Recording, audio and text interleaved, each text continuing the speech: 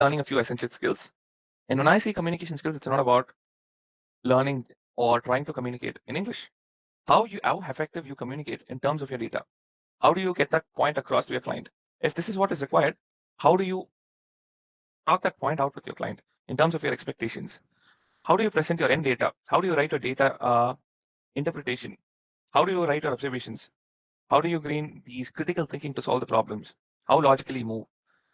Data storytelling is nothing but based on the data, you generate a story, you generate a backstory out of it, where you help to paint a picture to your team or to your senior management or to your client on what that data is, how the data is being collected, what is the source of it.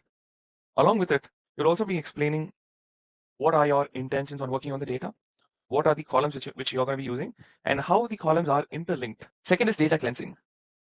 Data interpretation is nothing but once when you make all your findings, you would interpret that for a common person to understand what are the common objectives.